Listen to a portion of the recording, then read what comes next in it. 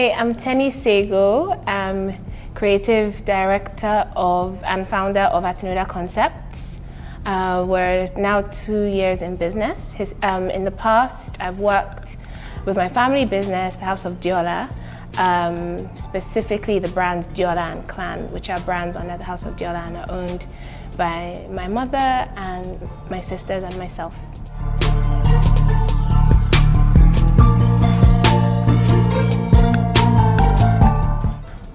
I would say technology has firstly been very pivotal in education. So a lot of the people that we've met in recent times that have come, that we've employed, have either spoken about doing a course online or going to school online, which I think in the advent of COVID, that became very sort of popular, or I guess instrumental, so that people could actually be educated whilst at home. And the reason I would say that this has really helped with equality is that women have, I don't know, we're just very different from men. I guess some people might argue that men are physically stronger, or able to endure, like, I guess things like the commute times that people have to face when coming to work. Those are crazy, and I guess men being physically stronger than women are more, find that they're less, this bothers them less. So with women, being able to work from home means that you don't have to do that commute, which can be, can take a toll on one's body and mind as well. You also find that women, being women, we have things that are peculiar to our bodies. So at least once a month, you find that you go through something that is quite, I would say, disorientating. As much as no one really likes to acknowledge this, I have to say that Spain has really impressed me with passing this new act which allows women to stay home if it's that time of the month. So I feel like technology has also helped that to be the case, because women, if it's that time of the month, you could work from home.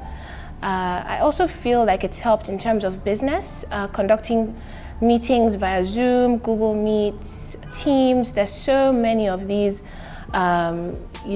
communications apps that one can use, which means that you don't have to, in a business like mine with Atinudah, you find that you can go to 10 different locations. I know it sounds crazy, but 10 different locations in a day. Typically I get home and I haven't realized that I've gone to that many places, but then this was before we started moving towards these communications and messaging apps. We would find that we weren't as productive because we had to go to so many different locations, whereas now you could easily go to a location while the client is not available and then take a call later and discuss, looking at videos and pictures, discuss, okay, this is where this will go, this is how the flow of this space will be. So that's how I would say that technology has helped to promote equality in my business.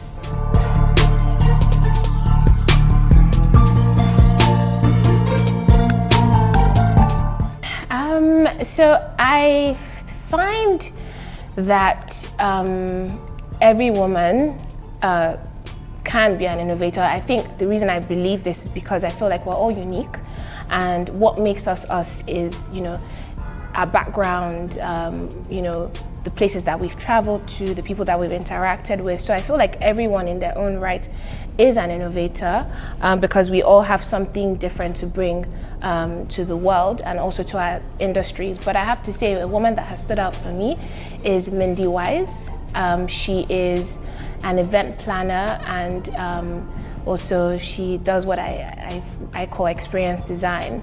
I didn't really know about her till I started Atinudah and started looking for people that were like me, because I felt like what I wanted to do and the way I wanted to do it was very different. It was more client-centric and more about the actual experience at the event, rather than all the different decor elements and the vendors that come together to make the event.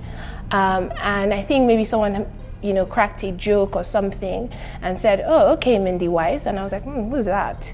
And I Googled her and I was like, wow, like she does most of the events for like the Kardashians. And I mean, typically that sort of thing wouldn't move me. But when I looked at the quality of her work, I was blown away. It takes a great mind to bring to life the kinds of events that she does.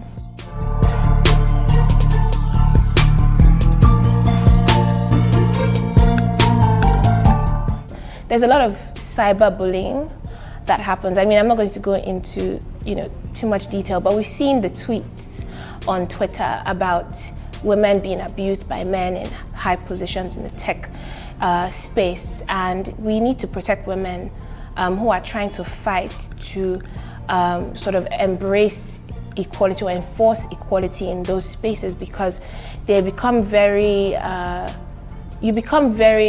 it's not something that one can easily, it's very pervasive in that space. It's more like men, talking to you a certain way because they feel like they're the ones that have the idea. I've even witnessed situations where it's a woman's idea, but a man comes on board and then all of a sudden it's not her idea anymore. And that's mentally, it's so disheartening.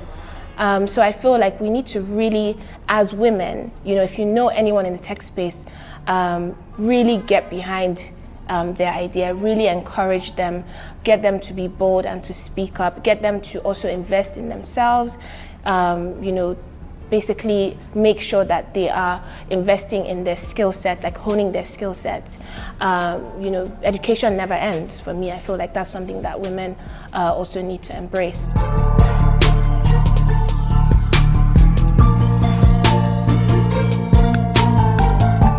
So to an older woman who is looking to enrich her business with the use of technology, I think the first thing I would advise is that you break down that mental hurdle that tells you that you can't do it or you don't understand. But I think what helps me is that I'm not shy. I'll tell you, I don't know how to do this, and I will ask for help. I believe that one of the biggest strengths of being a woman and being a powerful woman is understanding the need to collaborate, understanding the need to admit when you don't know something, and just being a fast learner, like taking the time to actually invest in learning. Learning just never ends. So I feel like that's the advice I would give. Break down the hurdle, ask for help, collaborate with a younger woman if you need to, and just never stop learning.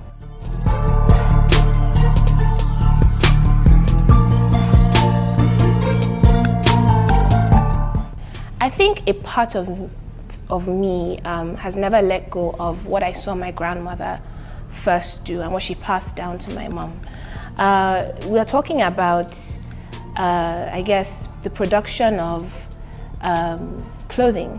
We're talking about managing a warehouse or a store.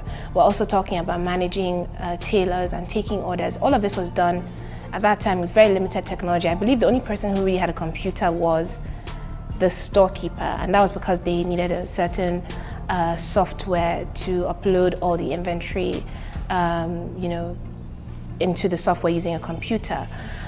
What I learned from that was, that bookkeeping was extremely important, and my grandma was very good at that.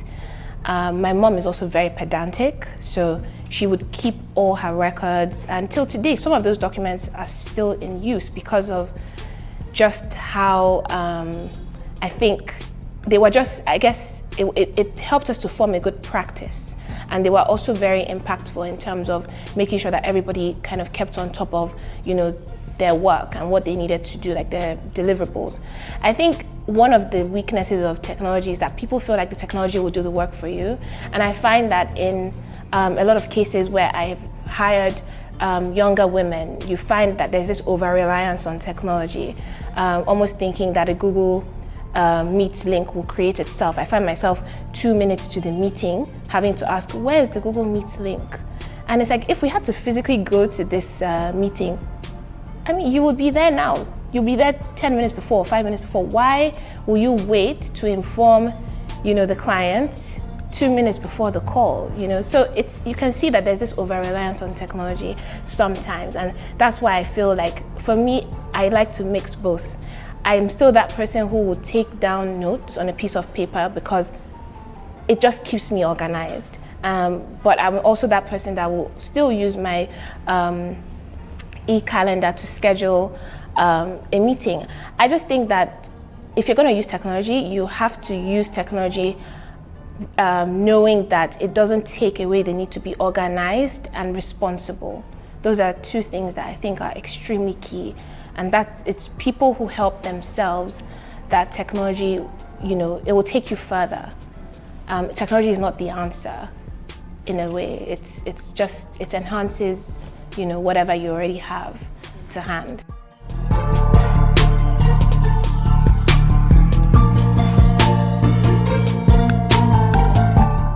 With raising a female child, I feel like a couple of things are extremely important.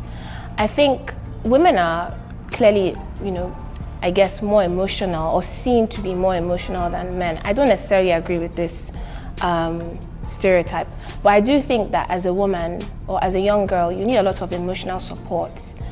And a young woman or a young girl also needs a lot of attention, a lot of care.